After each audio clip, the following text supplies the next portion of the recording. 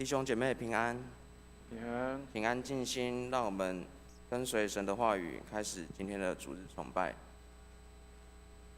许愿。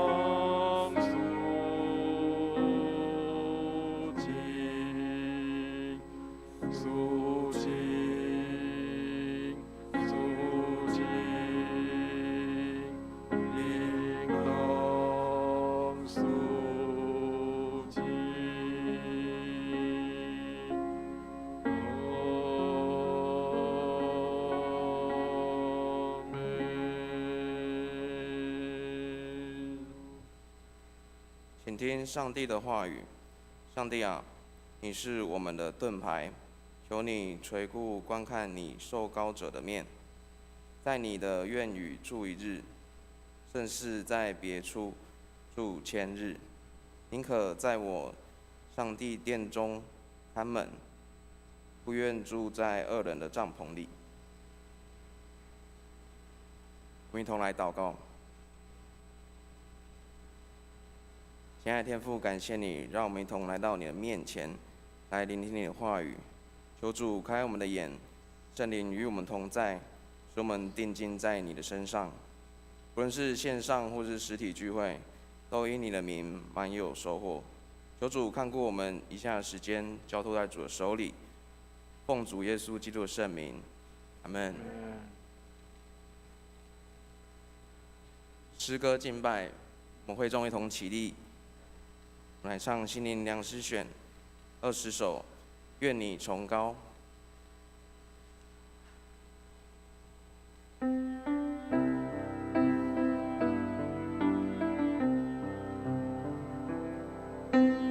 在万民中呈现你，我要在列邦中歌颂你，你的慈爱高及诸天，你的心事上大穹苍，你的慈爱高及诸天，你的心事上大穹苍。我要在万民中呈现你，我要在列邦中歌颂你，你的慈爱高及诸天，你的心事上大穹苍，你的慈爱高及诸天，你的心事上大穹苍。哈利路亚。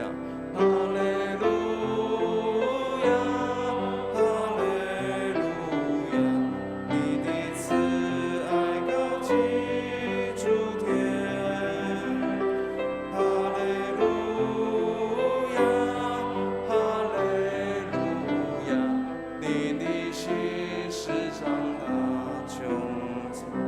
我要在万民中，我要在万民中呈现你，我要在列邦中歌颂你，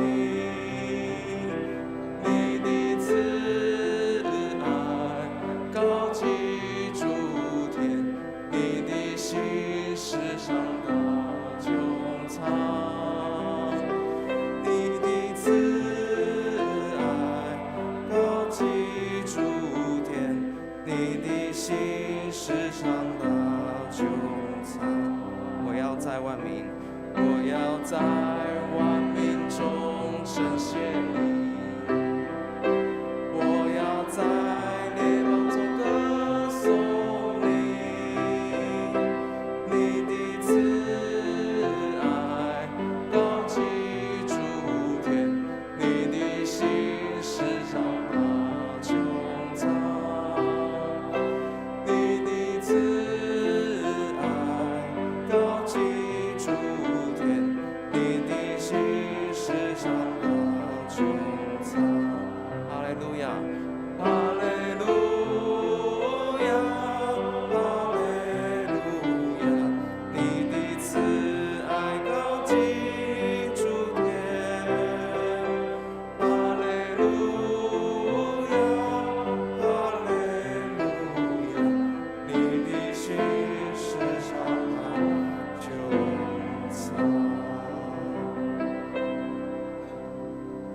然站立，我们用使徒信经宣告我们的信仰。请，我信上帝，全能的父，创造天地的主。我信我主耶稣基督，上帝的独生子，因圣灵感孕，由童贞女玛利亚所生，在本丢彼拉多手下受难，被钉于十字架受死，埋葬，葬在人间。第3天从死人中复活，升天，坐在全能父上帝的右边，将来必从那里降临，审判活人死人。我信圣灵，我信圣而公之教会，我信圣徒相通，我信罪的赦免，我信身体复活，我信永生。阿们。荣耀颂。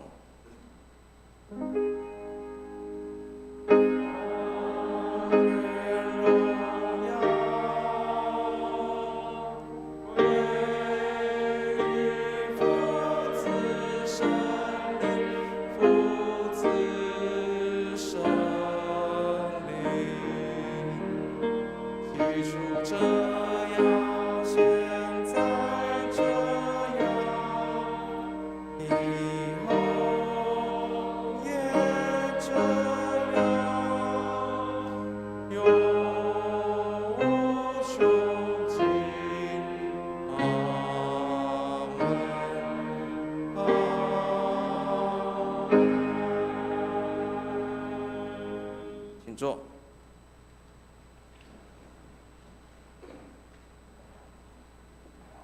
起因文在诗篇80篇1至2节，8至19节，在旧约的610页。诗篇80篇1至2节，8至19节，旧约的610页。第1节，领约瑟如领羊群之以色列的牧者啊，求你留心听。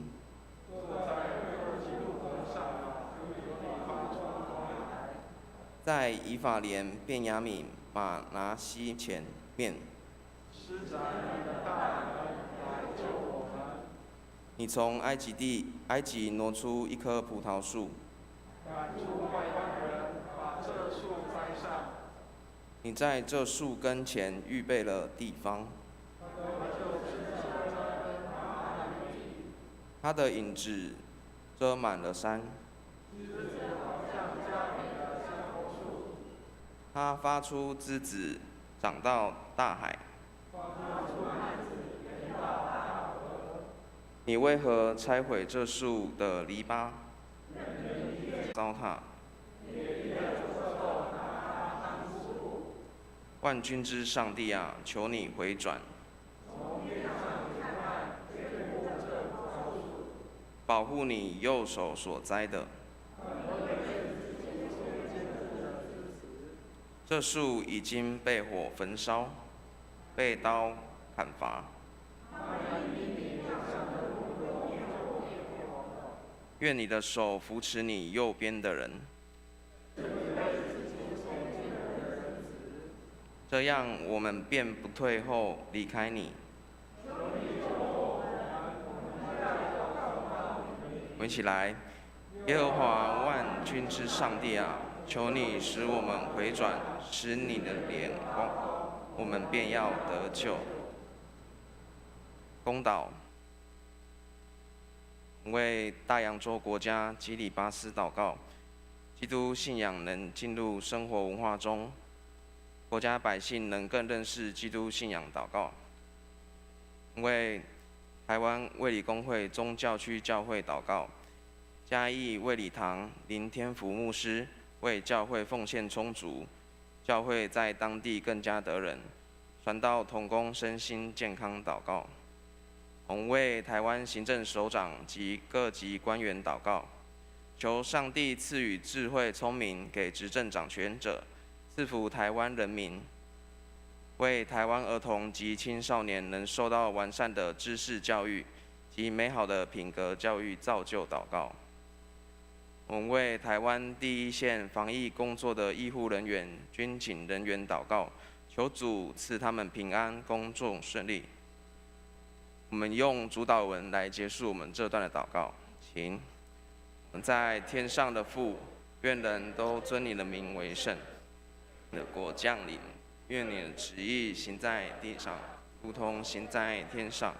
我们日用的饮食，今日赐给我们，免我们债，如同我们免了人的债，叫我们遇见试探，救我们脱离凶恶。因为国度、权柄、荣耀，全是你的，直到永远。阿们。今课我们请瑶珍姐妹。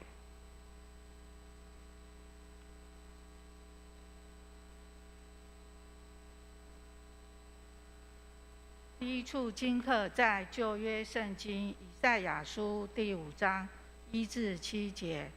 以赛亚书第5章1至7节：我所亲爱的有葡萄园在肥美的山冈上，他刨挖园子，捡去石头，栽种上等的葡萄树，在园中盖了一座楼，又凿出压酒池，指望结好葡萄，反倒结了野葡萄。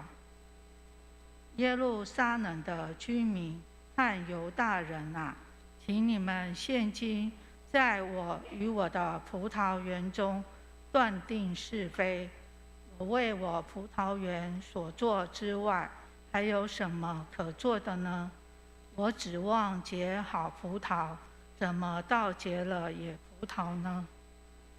现在我告诉你们，我要向我葡萄园怎样行。我必撤去篱笆，使它被吞灭；拆毁墙垣，使它被践踏。我必使它荒废，不再修理，不再除刨。荆棘、棘藜倒要生长，我也必命云不降雨在其上。万军之耶和华的葡萄园，就是以色列家，他所喜爱的树就是犹大人，他指望的是公平，谁知道有暴虐；指望的是公义，谁知道有冤声。第二处经文在新约希伯来书11章29节至12章第2节。希伯来书11章29节。他们因着信过红海，如行干地。埃及人试着要过去，就被吞灭了。以色列人因着信围绕耶利哥城7日，城墙就倒塌了。妓女喇合因着信曾和和平平地接待探子，就不与那些不顺从的人一同灭亡。我又何必再说呢？若要一一细说，基甸、巴拉、参孙、耶弗他、大卫、撒母耳和众先知的事，时候就不够了。他们因着信制服了敌国，行了公义，得了应许，堵了狮子的口，灭了烈火的猛士，脱了刀剑的锋刃，软弱变为刚强，征战显出勇敢，打退外邦的全军。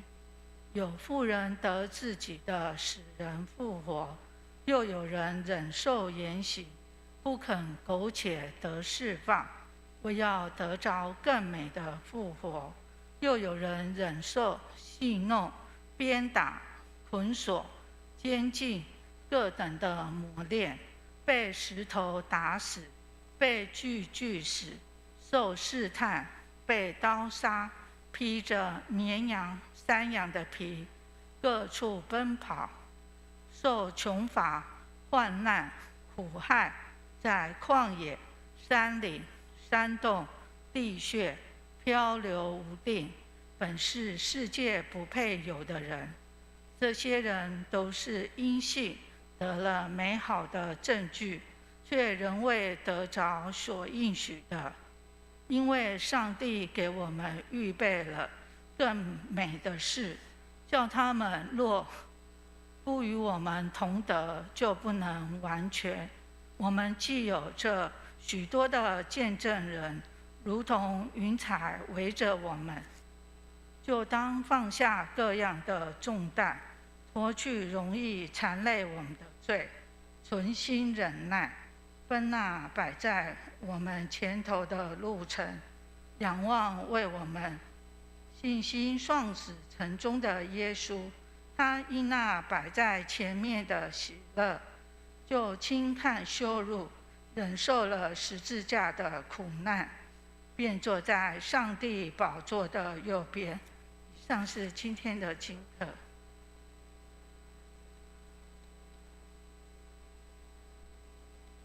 谢谢瑶珍姐妹。读经，马太福音5章13节到16节，在新约的第4页。马太福音5章13到16节。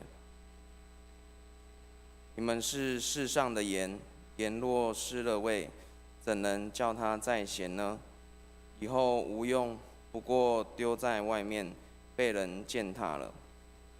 你们是世上的光，曾照在山上是不能隐藏的。人点灯，不能放在斗底下，是放在灯台上，就照亮一家的人。你们的光也当这样照在人前，叫他们看见你们的好行为，便将荣耀归给你们在天上的父。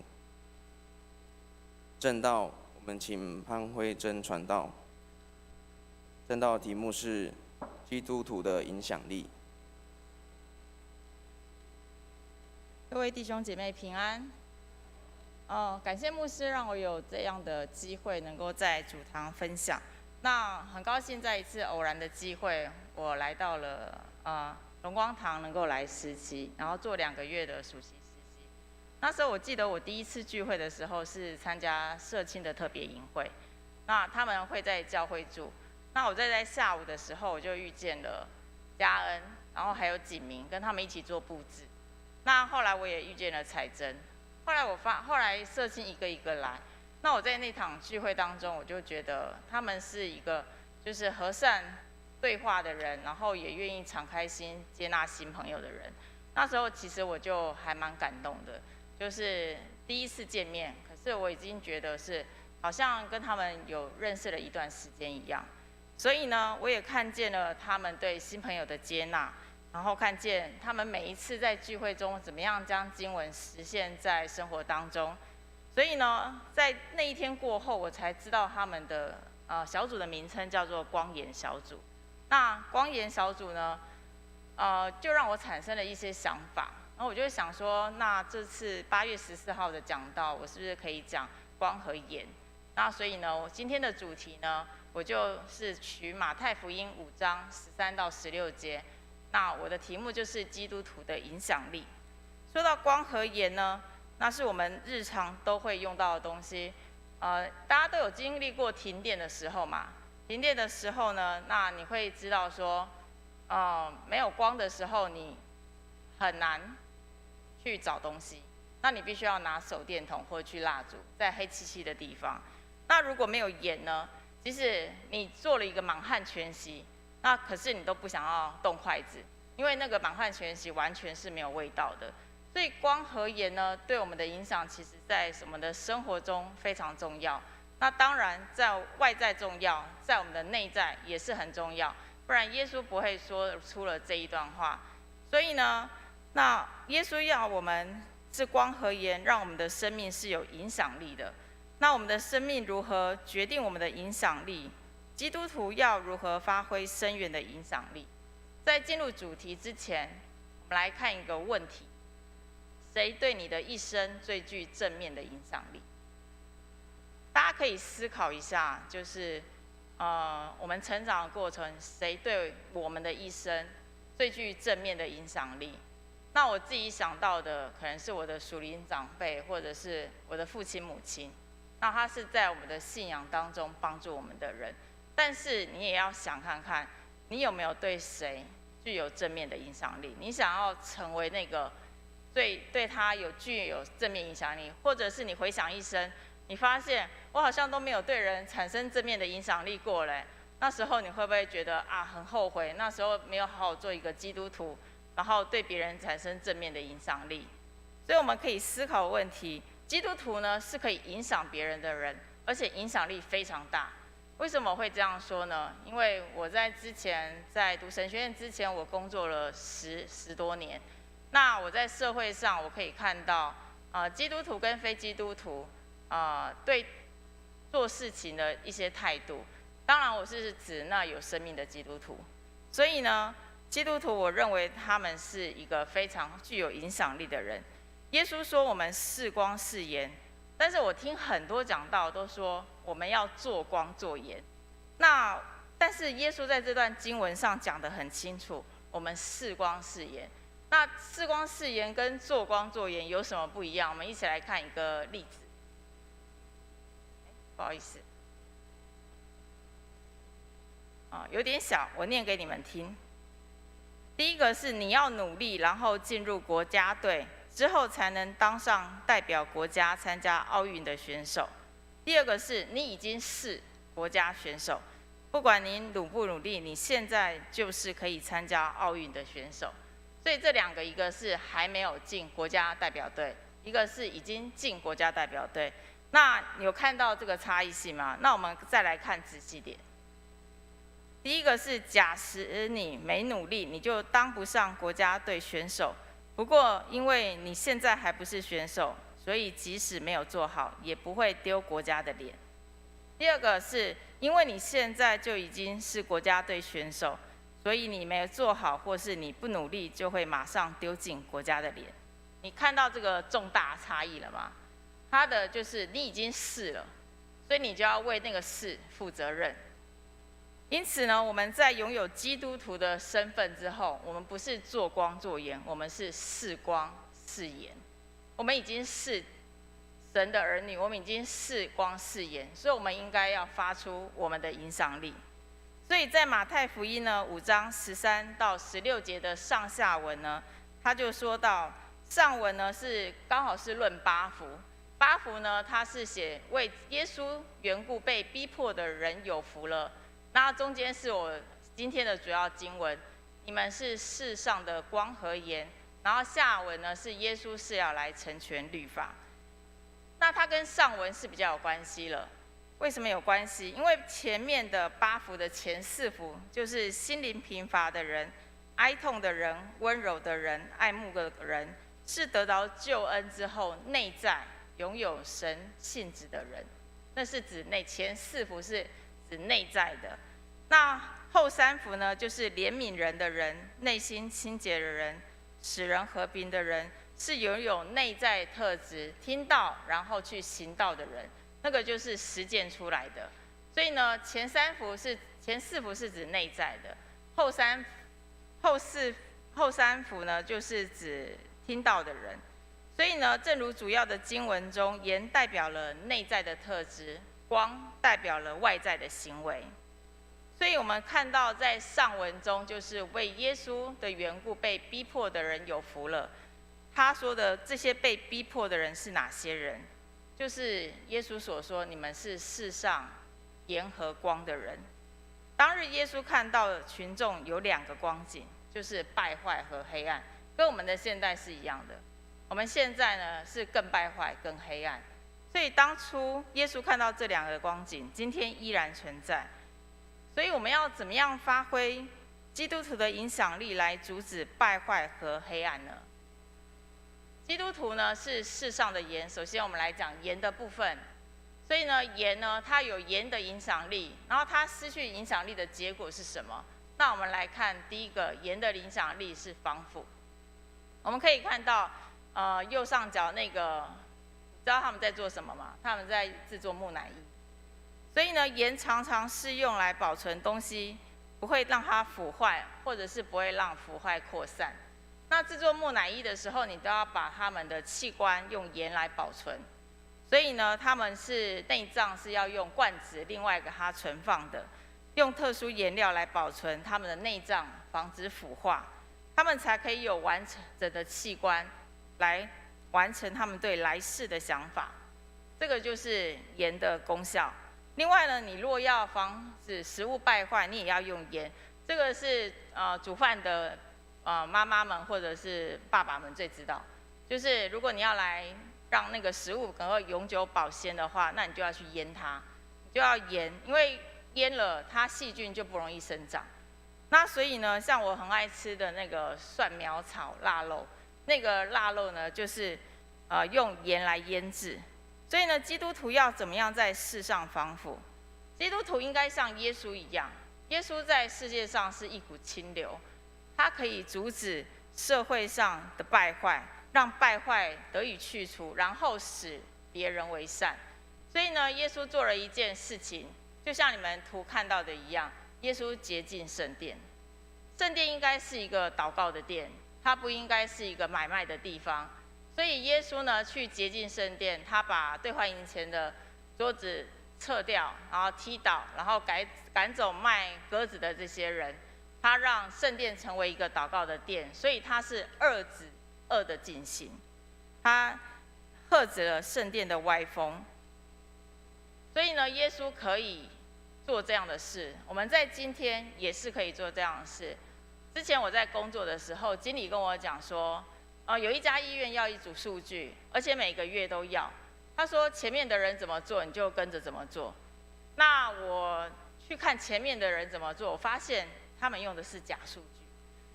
那时候我就很挣扎，但是经理跟我讲一件事，他说如果你是聪明人的话，你就照前面的人一起做。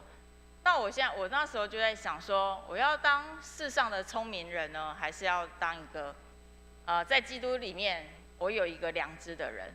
后来我想可以效仿，这样的话就不会一直有良心不安的问题，每一个月都在制作假数据给客户。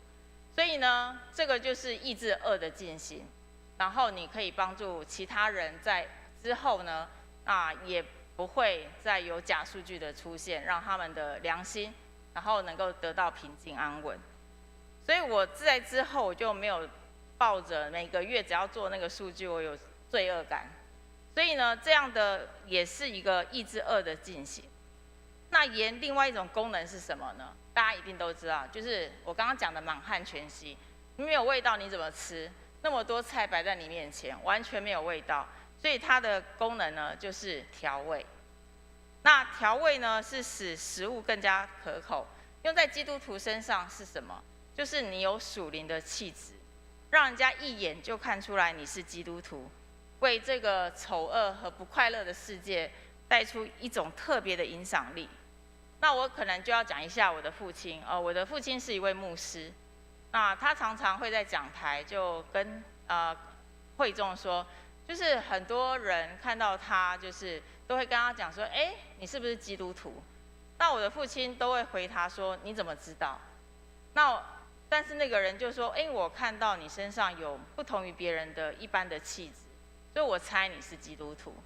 所以呢，由这个例子我们可以知道，我父亲呢觉得那个是主耶稣在他身上所发出的馨香之气，所以他可以让别人觉得他就是基督徒。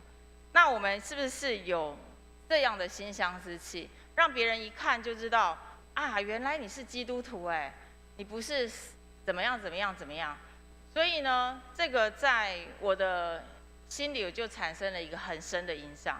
我觉得基督在我们的里面是要发挥出影响力的，然后我们用这样的影响力，然后再去影响别人。所以我希望我自己身上有这样子的馨香之气，我也希望能够使别人因为这个馨香之气来认识耶稣，得到生命的更新。那这段经文呢，可以看到那个图，它上面那个是矿盐。它那个是犹太地方和中东各地吃的盐都是矿盐，那些矿盐都是从矿场或是从井里挖出来的，差不多像拳头一样大。那他们怎么吃呢？他们就是左手拿着矿盐，然后右手拿着他们的菜。那如果他们要吃的话，他们就舔一口，舔一下他们的矿盐，然后再把菜吃进去。所以每个人就是家族当中每一个人都有自己的矿盐放在厨房里面。那舔完之后，然后就放在厨房那边。所以呢，这个是犹太人吃饭的时候的习俗。他们用自己的盐块可以增加菜的味道。在忧患的世界中呢，基督徒应当是可以为这个世界调味的人。这什么意思呢？就是你面对困难的时候，基督徒是可以保持唯一平静的人。大家很慌乱的时候，你是那个最平静的人。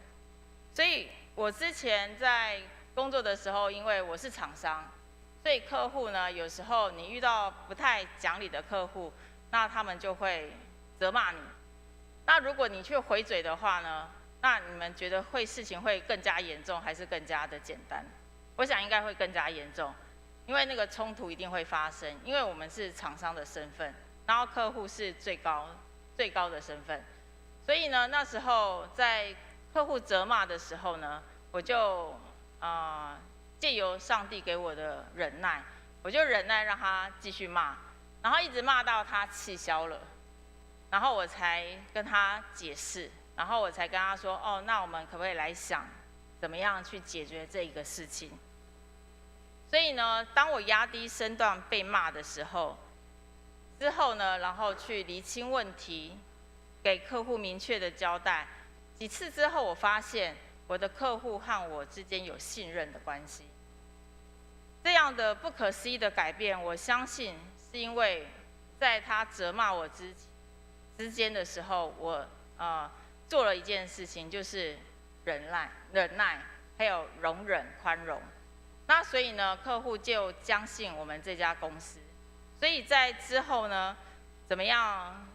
如果他们遇到什么事，他们会用更和善的态度，然后跟我们讨论，然后解决问题。所以怎么样和顺的解决问题，也是基督徒可以发挥影响力的行为。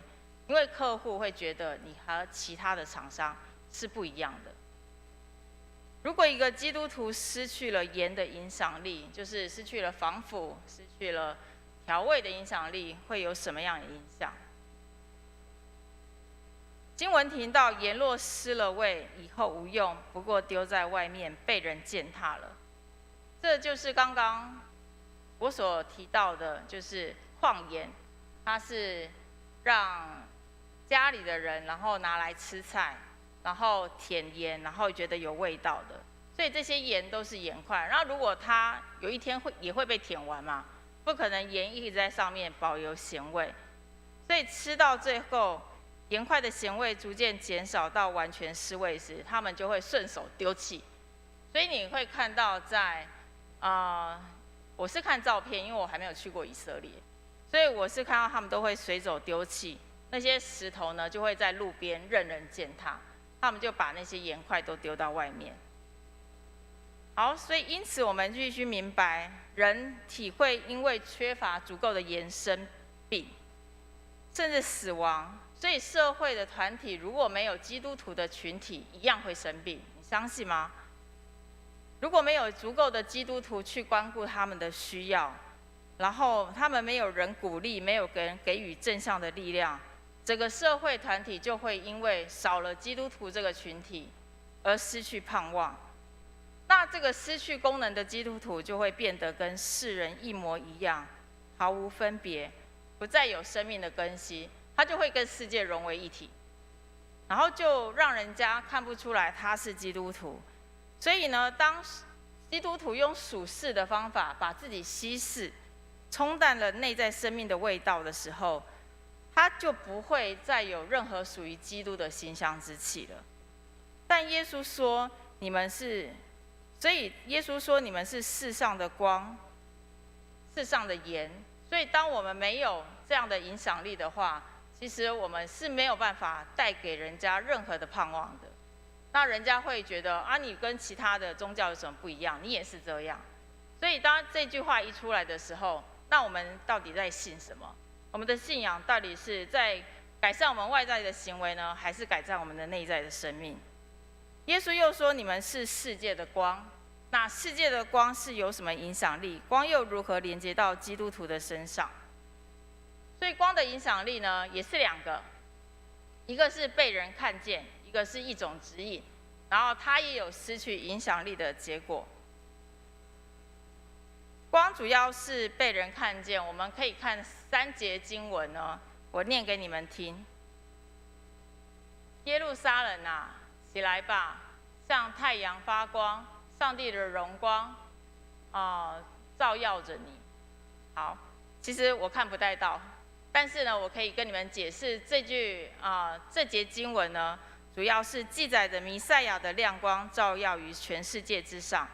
耶路撒冷被光所照耀，而这光又照耀的万国。既然这光照耀的万国，那它一定是弥赛亚的光，一定照耀着台湾现在我们所在的地方，也照耀我们的每一个人。所以呢，我们的光是可以被人看见的。那在以赛亚书第49章第6节，他也说了这句话。这些话呢，是上帝的仆人被称为外邦人之光。所以呢，上帝的仆人被称为外邦人之光。如果是以血缘来分的话，我们真的不是以色列人。那我们真的是外邦人，但是呢，上帝的光可以照亮到外邦人，是被称为外邦人之光，表示呢，耶稣呢的救恩也临到外邦人，也临到我们这一帮外邦人身上，那让我们成为上帝的儿女。在腓立比书第二章15节也说到，门徒成了从耶稣身上散发出来之光的见证人。所以呢，门徒呢成为见证人，成为什么的见证人？就是从耶稣身上散发出来之光的见证人。耶稣吩咐我们这些跟随者要做世界的光，是应当像他一样积极的驱走黑暗。基督徒所发的光不是反射耶稣身上的光，也不是自己产生的光，那应该是耶稣在你里面发出来的亮光。所以呢，经文说到城照在山上，我们可以看到有3张图片，城照在山上，即人点灯照亮一家的人。那其实说明光的扩散有分大众的层面，也有私人和家庭的层面。那我们先来做大众的层面。城既然照在山上，所以无法隐藏，你很远很远，你就可以看到那个城是在山上。所以目标太明显，远远的都能够看到。我们可以说，山上呢，像有在国度里的一群基督徒，它就是描写了教会的影响力。教会的教导应该照样在这个世代。当初我看到就是有执事跟我分享，就是有制服艺人学院，那有19个班级，那每周都会有200到300个人的社区的人寄到教会来。其实对这个我是很感动的，因为我觉得很不容易，就是荣光堂用诸般的智慧，让200到300个人进到教会来，而且是每周。那这样的话，其实是给他们每一次的机会，都可以让他们接触福音。所以我也是看到荣光堂在社区当中发挥既有的影响力。所以呢，教会的影响力呢是属于大众的层面。教会应该是集合一切美丽、光明和喜悦的事，这应该是教会应有的光景。应该和信徒同哭、同笑、同患难。信徒呢，如果贫苦要去救济；信徒呢，如果软弱要去安慰。教会和信徒的关系才会紧密连接，不会只是教堂是一个冷冰冰的建筑物。像我第一次来荣光堂的时候，之前我是去德生教会，我已经觉得德生教会、长老教会已经很大了，然后我进来荣光堂，我忽然觉得更大，然后我就说，就是上帝很恩待，让高雄有那么多间的大教会在这里，那我们也应该感觉到很幸福，就是我们有这样的一个建筑物能够做我们崇拜的地方。那当然，它不只是一个崇拜的地方，它应该是跟我们紧密连接的一个地方，因为我们在哪里，教会就在哪里。所以呢，荣光堂是应该可以是到温暖、可以融化人心、跟随主的群体，不是只是单单的来做礼拜，它应该是可以跟随主的做一个门徒。所以呢，在大众的层面上是指教会的影响力。那如果是在私人还有家庭的层面上，你就可以看到，其实在中东他们都是不是像我们点灯，现在也许会有，但是以前他们是用这个像酱油碟子的，然后里面放的油，上面有灯蕊，他们就是用这样的一个点灯的器，然后放在他们家里，有一点点烛光。如果不用的时候，他们就会用一个斗把它罩起来。所以像酱油碟子的这样的灯呢，它会被放在最明显的地方，让别人看见。然后只有熄灯的时候才会用斗盖住灯。所以这个灯是什么意思呢？灯是说到在个人生活当中所发出的光。如果你自己是一个发光体，然后人家都来靠近你的时候，你可以看到周围的人是发光的。所以你的责任呢是照亮周围的人，不是自己身上，因为你是一个发光体，所以呢看到的都是周围的人。耶稣并没有说你们是教堂的光，耶稣说你们是世上的光。所以耶稣的光会促进生命的增长，基督徒也要鼓励别人灵命的成长。我想到当一个人做基督徒的时候，就有很多人会跟他讲心事。我不知道你们会不会有这样的一个经验，就是你发现你做基督徒之后，有很多人会来跟你讲心事。为什么？是因为他信任你们，所以他们会来跟你们讲心事。因为基督徒愿意倾听，而且愿意鼓励他们，给予他们正向的建议，还有鼓励。他们也因为基督徒看到他们基督徒里面的耶稣，所以呢，他们会愿意这个基督徒为他们祷告，也会教导他们如何将烦恼事交托给耶稣。这是一个基督徒应该发挥光的功效。所以教会有教会的影响力，个人也有个人的影响力。那光呢，如果除了照明之外，它也是一种指引。那可以看到图片上，我是拍那个码头的图片。那如果船要进港的话，如果没有灯的话，它实在找不到，因为海真的是黑漆漆的。所以呢，它必须要有光才能够指引。我那时候之前我也常去垦丁。然后回来的时候，我都会经过枋寮的路段，那时候都会已经是晚上。那晚上的时候，我会觉得好黑、好黑、好暗，都没有路灯。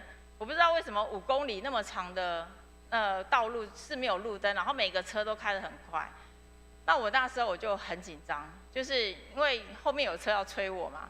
那如果我没有开快的话，我就会被催。那如果我开快的话，我又觉得很危险，因为我看不太到前面的路，所以我会紧张。所以到了有路灯的地方，我才安下心来，才慢慢开。所以路灯对我而言是很重要的，它会指引我道路要怎么样走。所以基督徒必须使别人的道路清晰，他必须做一个引导的榜样，说哪一个方向才是正确的路。我看到世上有许多缺乏道德力量和勇气去表明立场的人，常常会被世界打压。就是一个不公义的事，常常没有人出来发声，就让那个不公义持续延续下去。但是表明立场会是基督徒的责任，使软弱的人得到支持，缺乏勇气的人得以追随，做他们原本都不敢做的事情。我们都知道从众效应，就是大多数人跟随的事情，少数人也会跟着做。所以我们可以想到，如果我们基督徒在不公义的事上先发声，越来越多的人都会有勇气往正义的方向走。所以我们要学习，让上帝赐给我们勇气，在不公义的事上能够发声。之前我有一个在陪读朋友跟我说，公司怎么样亏待他，如何的不公义。那我就跟他讲说，你可以用委婉的方式去告诉你的上司，能够正视这个问题。那我就为他祷告。那他之后也有去说了，但是没有任何的改善。那我跟他说没有关系，你讲了，也许公司以后他会正视这样的问题。但是你的不公义，上帝已经在永恒的某一点为你伸冤了。所以呢，光是要显明在人前的，而不是放在斗底下。那失去影响力的结局是什么呢？灯如果放在斗底下，一定会熄灭，因为有太多的二氧化碳，没有氧气或遮盖住光。所以光没有放在对的位置上呢，它是没有办法发挥照亮和指引的功能。那斗盖上去呢，那个斗就象征生活的焦虑。很多信徒呢，因为生活的问题被牵绊，遮蔽了亮光，因为担心衣食的问题而被光被熄灭。我常常看见许多弟兄姐妹为生活而叹息，他们不知道生活要怎么过，然后就很担心他们生活上的所需。但是圣经上早就清清楚楚、明明白白的写着，我们的天父都知道我们所需的一切，所以我们应该把斗推开，让我们的光正常发挥出来，不使斗成为我们生活的绊脚石。另外一个呢是那个斗呢是无视于世界的需要，就是把基督的光藏在斗底下。凡是能够遮蔽主从我们身上发出来的光，那个都是斗。最能看出影响力的地方，不是在外面，而是在家里。那就想请问大家一个问题：请问你家人有看出你在生命上的改变吗？你在家中的生活表现，是反映了你有没有失去耶稣的光呢？其实大家可以想一想，你自己在家里的话，是不是跟在外面是两回事？之前的我在家里跟外面是两回事。我在家我就比较不耐烦，可是我出去，我在外面的话，我耐心就提高了很多。那我觉得我那时候我不是正常的基督徒，因为基督徒应该是言行一致的。所以呢，我就在反省我自己，为什么我在家里跟在外面做的是那么的不一致？那所以基督徒是盐和光的目的是什么？圣经讲得非常清楚，就是使人看见我们的好行为，和使天父得着荣耀。希腊人有两个字代表好，第一个是 agathos， 第一个是 kalos。这里的经文是 kala， 所以呢，它是属于 kalos 的一种。agathos 呢，它就是都是好的意思。然后 agathos 呢，它是指良好的质地。那 kalos它是说一个东西好，但是还有吸引人的地方。所以呢，经文既然是 kala 是属于 kalos 的一种，就像基督徒的行为不仅是良善而已，还必须有着迷人的地方，能够吸引人。举个例子，大家应该都看过一个很有名的电影，叫做《辛德勒名单》。我很喜欢这部电影，其实我看了反复不下3次吧。这个是世界很有名的电影。辛德勒他本来为了低廉的劳力，这个就是他本人，然后左边就是电影的剧照。他就来到克拉科夫制造战争用品，希望赚一笔发财钱、战争财。然后他看到，在他设厂之际的时候，他看到犹太人遭到大屠杀的画面，然后于心不忍，所以他开始开工厂，一直招聘犹太人，一直招聘犹太人。然后只要到这工厂工作的人就可以免于被杀，所以他就一直在招聘犹太人，保护他们。然后，但是呢，最后他破产了，因为保护了太多的犹太人。但是呢，他却得到所有犹太人的敬重，甚至于死后他被葬于犹太圣地耶路撒冷。这个就是成为盐该做盐的事情，成为光就该做光的事情。你要以言语和行为去显现出神性情中的好味道和光芒。所以我建议大家，其实有空的时候可以去看这个影片《辛德勒名单》。那另外一个呢，目的是使天父得荣耀。光刚刚说了，你是一个光体的话，你是叫人看见旁边的皱纹，而不是注意这个光体。所以如果你没有光照，仅是把好行为摆在人的面前，人是将荣耀归给你，而不是归给神。我们好行为的主要目的就是显明神的荣耀。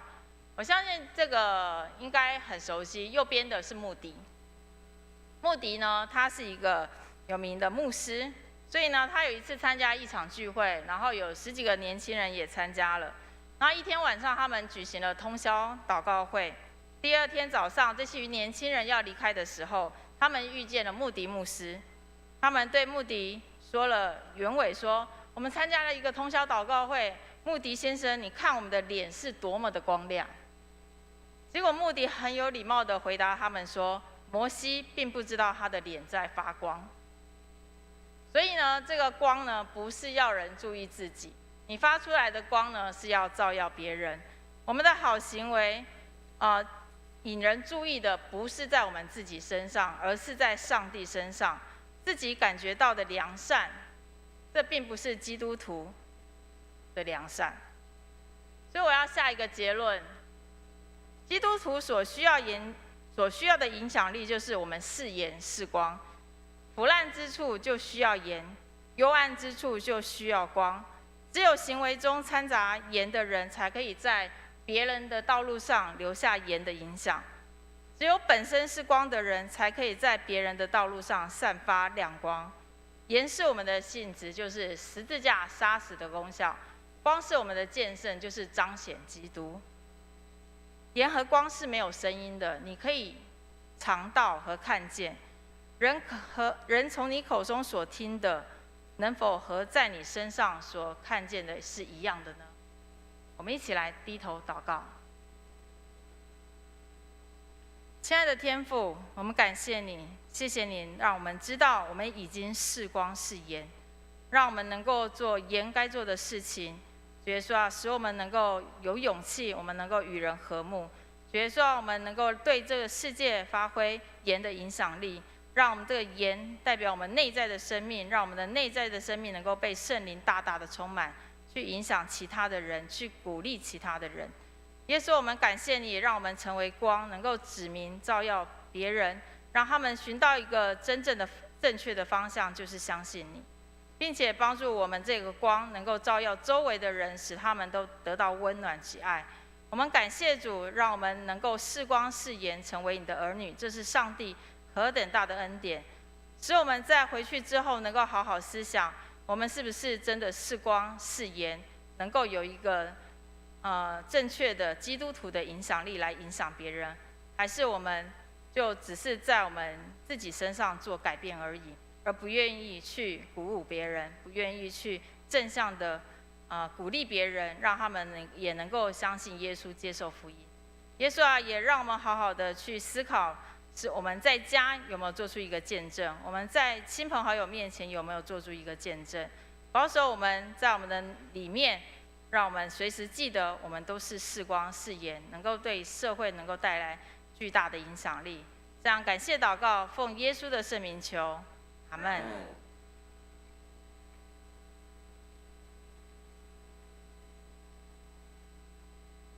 金句在马太福音5章16节，我们一同背诵2次，请。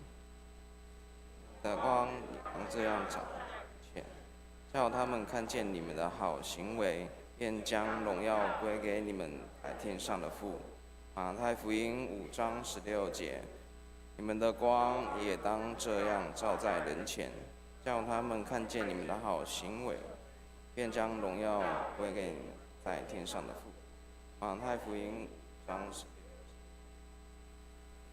这边先报告一件事情，8月份父亲节礼金2万元，执事会已经决议奉献给黎明教养院跟恒春医院。那我们一同来看。有一天我的手松了。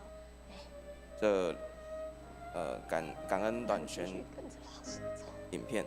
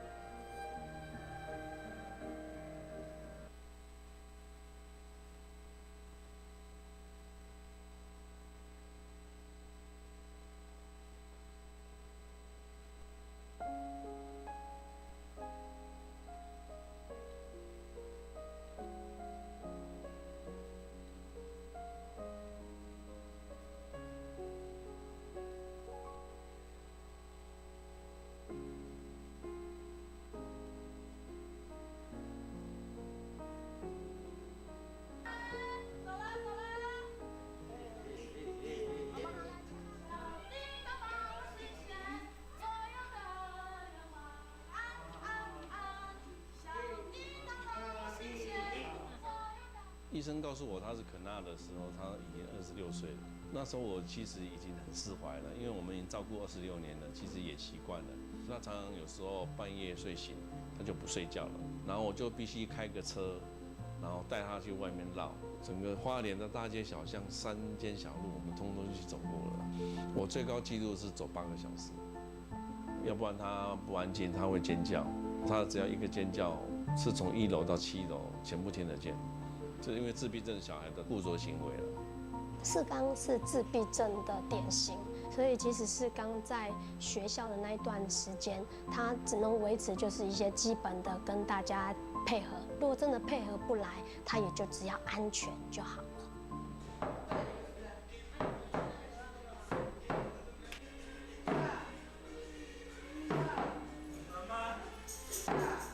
我发现黎明就是照顾这个小朋友哈，他有团体生活了，他就发觉就是说，其实跟我一样的住在一起是很快乐的。可能也有一些地域上的关系啦，就是我们这边比较空旷，也比较生活比较步调比较慢，所以他慢慢的就变成愿意等待，愿意沟通，就是以前没有去体会到的。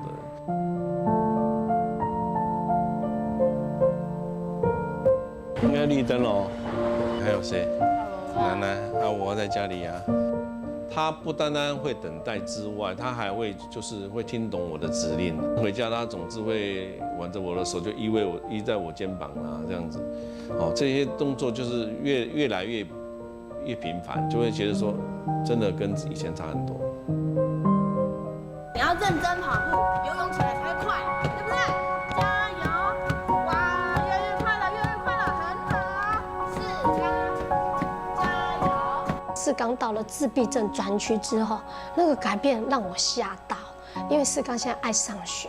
自闭症专区的老师，他们都是经过一些特殊的训练，这可能是我自己觉得说，会不会是这样的接轨上面，他们一下就能察觉到孩子的需求，然后给予他还没发起脾气，给一些帮忙，引导他那一种沟通的。那你一旦沟通，有人了解你，自然的情绪就会更稳定。他们那有可能因为他们的情绪稳定之后，老师去看见他们的能力，去发展他们的潜能。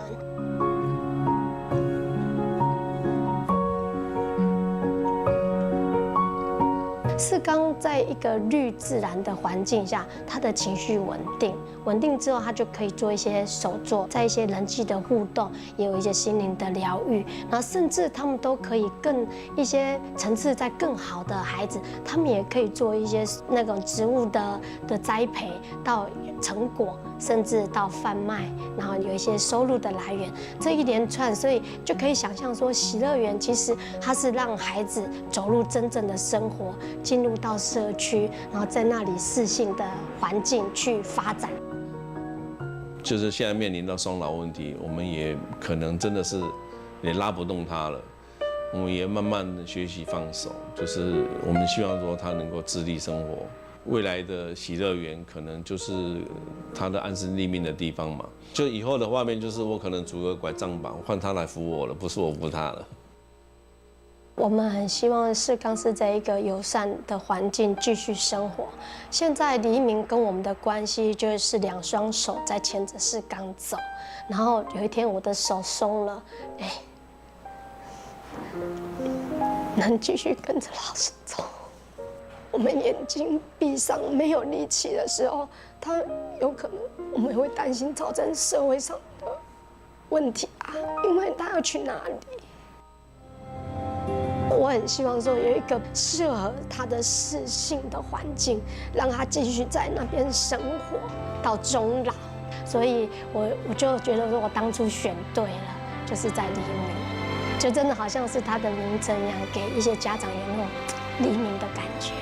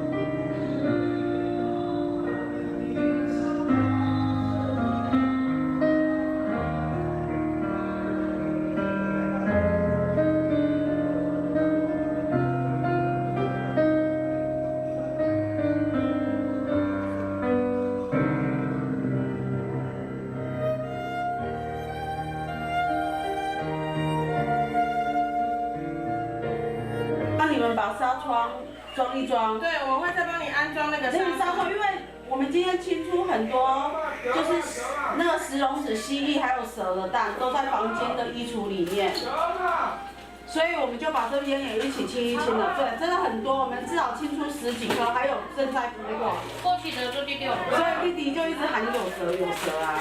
对啊，我们先帮你把。就是这2天，我们先把它整理起来，这样子。这个发光。对，你要是有回来住的话，也可以陪妈妈住几天了，就是不用说赶着。对，因为我们都帮你们换新的了。对，帮你们换新的。对啊，对，都帮你们已经换新了，然后那个。对了。我今天搞，还搞谢谢。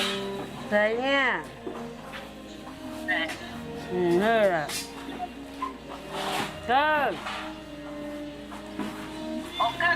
我看到你们要帮忙，很感谢。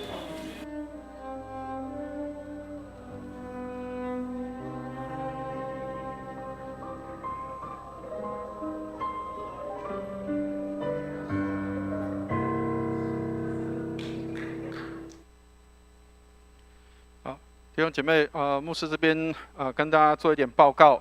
就是我们父亲节的我们原本是要买礼物的一些这个经费，那我们是在执事会当中，那我们也问过了我们的弟兄们的决定，所以我们把这一笔的经费跟费用就给了这2个机构跟单位，让他们可以做一些的社会服务的工作。那刚刚我们的慧珍传道、慧珍神学生也给我们有一个很好的提醒跟分享，就是基督徒应该要有影响力。那或许我们不一定可以做大事，也许我们不一定可以做很大的事情，但是我们的奉献可以给予一些有需要的人，他们有一些帮助。那像刚刚这个黎明教养院这是门诺会他们的一个单位跟机构，那他们在花莲的地方照顾这些就是有自闭症的孩子，还有这些比较社会上比较弱势的家庭的孩子。那还有这个刚刚我们看到的恒春基督教医院刚刚我们这个慧珍神学生有提到说他到垦丁去各位如果往垦丁的路程当中，一定会经过恒春基督教医院，它是我们这个基督教在台湾最南端的一个医院，也是照顾这个最南端的地方的一个医疗的单位。事实上它经费上非常的不够，但是他们还是有一些在社会上的一些的事工跟服务，他们甚至需要到甚至要到垦丁大街，有时候要去募款，因为医院里面很多人都经营医院是赚钱的地方，但是事实上他们并不是赚钱，甚至很多的医生他们是还要付钱在他们的这个工作跟这个服务上面所以我想我们这一笔的费用能够放在社会服务上是一个相当美好的事情。那我们也期待弟兄姐妹也关心这个社会上的需要。牧师会不定期的会请一些的机构或是单位，像我们上个礼拜是请市展会来做分享。那我们期待基督徒，我们不是只有关在那个围墙里面哈利路亚赞美主我们希望我们可以注意到围墙外面的这样的一些弟兄姐妹他们的需要所以感谢我们的弟兄们你们的付出跟这样的摆上我们虽然没有在这个父亲节领到实体的礼物，但是我相信我们在精神上是一个相当丰富的礼物，是给我们能够看到这样的礼物是用在一些的有需要的人身上，所以也请为这2个单位来祷告那我们希望我们的所奉献的金钱都能够对这2个单位是能够有帮助，也帮助到这些的孩子们的身上，或是需要的人身上刚刚我们看到那个黎明教养院，我们台湾大概至少有将近16万的这样的一个那个孩子跟儿童，但是我们这个单位里面只能够收纳大概500人左右所以事实上那个供应跟需求还是不够的所以我们希望为这些单位来祷告，让他们能够有力量，可以在更多的来帮助有需要的人谢谢。以上谢谢。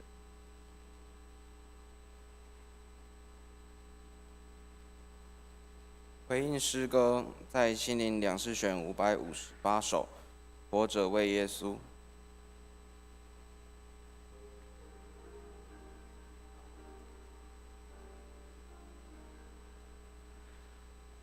这位耶稣真平安，喜乐之江河。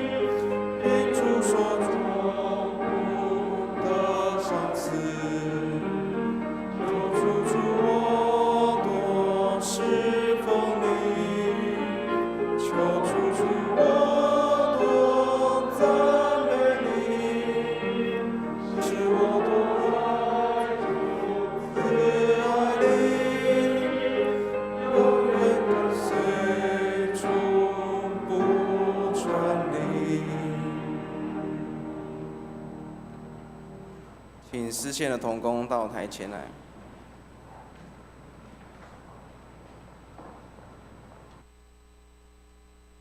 我们一同低头祷告。亲爱的主，向你献上感谢，感谢主赐我们日用所需。我们将一切的所得一部分献上，为教会事工所用，求主悦纳。祷告奉靠主耶稣基督的名，阿们。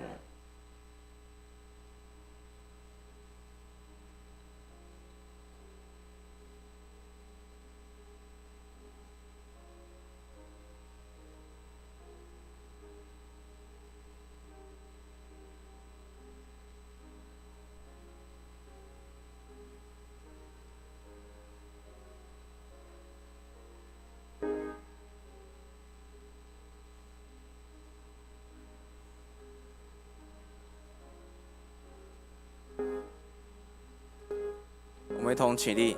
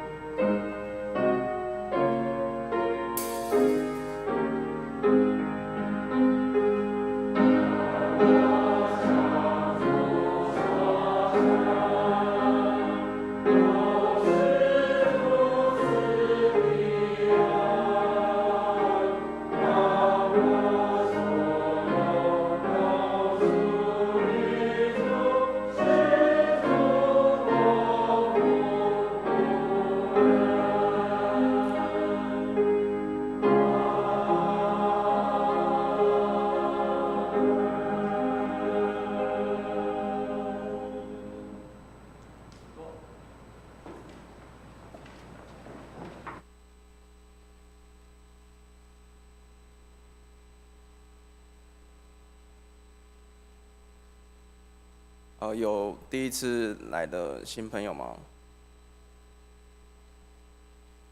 好，那我们一同起立，我们来唱《我们成为一家人》。到第二次副歌的时候，我们拱手问安。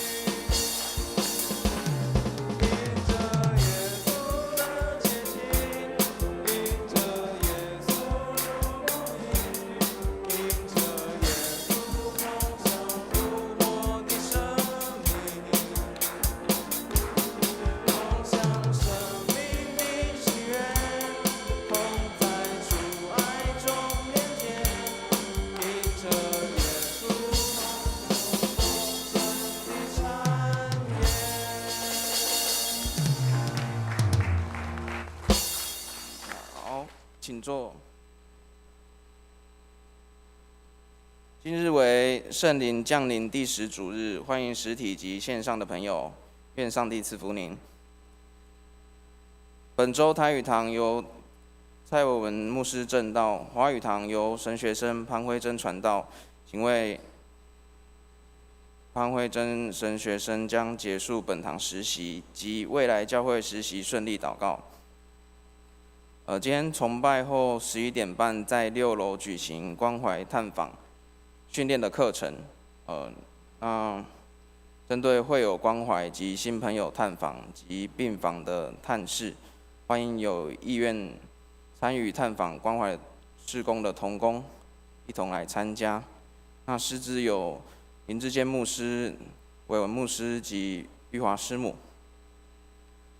教会崇拜部门已录制小组聚会的灵修影片，将近期内上线。那请弟兄姐妹关心，并为录播过程祷告。因疫情缓解，教会周四祷告会将实体与线上同时举行。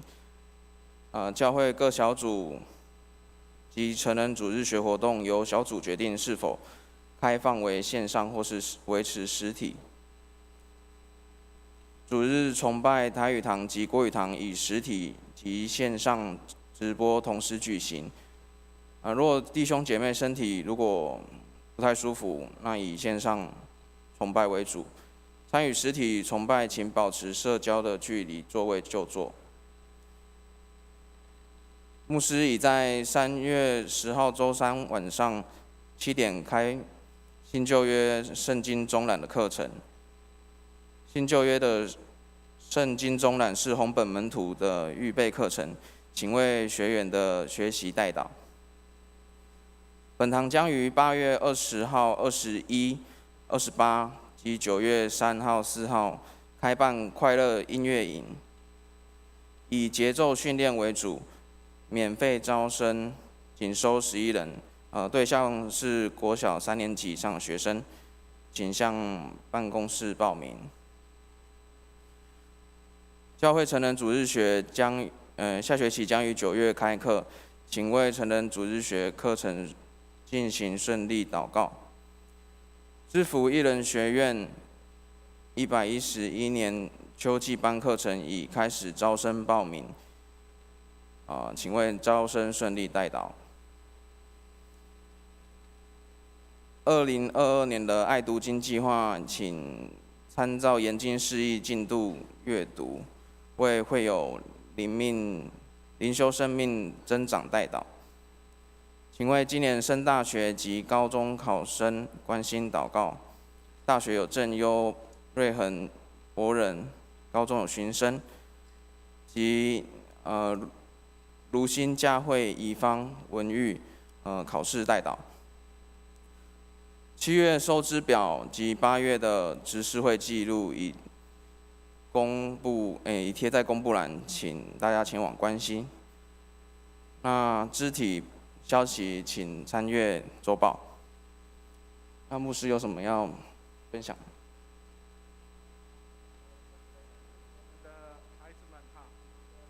今年要升学的这些孩子们，他们都考上合适的学校，那也即将9月份要开始入学了。那所以请我们的弟兄姐妹为我们的今年的这个升大学跟高中的这些的学生为他们祷告。那我们会在9月份的时候会有一个升级礼，那我们为他们来这样的一个祝贺跟祝福，求上帝给他们新的学习，有新的这样的一个学习的机会，跟这样的一个学习的学校可以有很好的收获。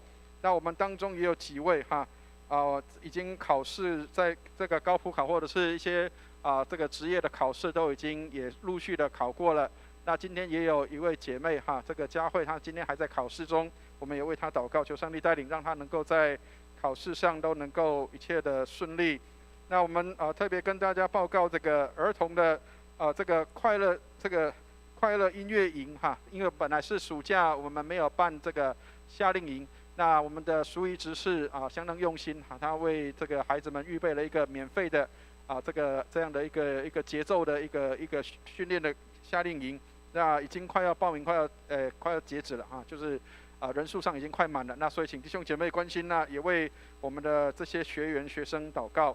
那求上帝帮助，让我们的儿组的学生可以更多能够有更多的一些新朋友、新的小朋友可以来到我们的儿组当中。那我们的新旧约圣经纵览也已经在这个陆续在上课还有一些在进行中。那我们因为体恤一些弟兄姐妹没有办法来，他们有买了书没有办法来，所以我们会在这个 Facebook 的直播上面，我们也会放上这个直播的这个课程。那所以请弟兄姐妹如果愿意来收看或者是愿意来学习，也可以一起来上这个新旧约的课程。好，那我们今天等一下要上的这个关怀探访课程相当的重要因为我们可能有一些弟兄姐妹会需要碰到要去病房探访，或者是要去关怀弟兄姐妹的时候，需要注意一些注意事项，那或者是不必要造成一些的困扰，所以我们会有这样的一个课程的训练。所以请弟兄姐妹能够来参与在这样的一个课程当中。那当然不是说你一定要担任教会的关怀同工或探访同工才可以去关怀探访，不是，是我们平常可能就要有这样的一个心智，能够愿意为主所使用，透过我们把祝福带给人。所以请弟兄姐妹在我们的这个崇拜结束之后，能够来参与这样的一个课程的训练。那最后也跟大家来报告，就是我们的潘慧珍神学生那因为他是暑期的实习，那所以再过2个礼拜他就要实习结束了。那所以今天特别邀请他来做这样的一个分享。那他也是已经这个圣光神学院的道硕3年级的学生了哈，所以马上明年他就要毕业了，要成为正式的传道人。所以我常常提醒他说，现在还是学生，但是那个一毕业马上就是传道哈，这个别人就已经不会再问说你会不会了，所以就马上就要会，所以他压力很大。那他也很用心在这里的学习。那我们也为这个辉真传道哈，为我们的神学生为辉真传道祷告，希望他可以在新的实习的地方他的下一个实习的教会，能够在那里有美好的学习跟收获愿上帝来帮助。以上，谢谢。我们一同起立，3、1颂。天之下，万国万民，齐声赞美父子圣灵，三位一体，同荣同尊，万有之源，万福之本。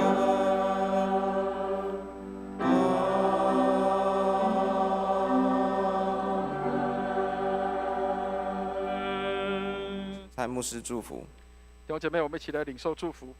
慈悲怜悯的天父，愿你将真光放在我们的心里面，并且让盐的生命在我们的里面发生，能够使我们成为具有影响力的基督徒。让我们无论在哪里，祝福都随着我们，让我们成为众人的祝福，众人也从我们身上看到基督在我们的里面活。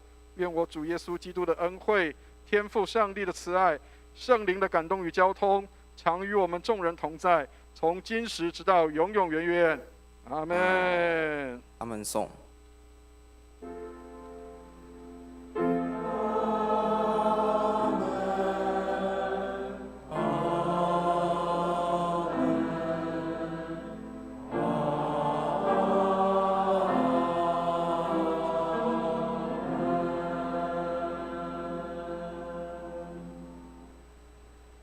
请坐。殿乐。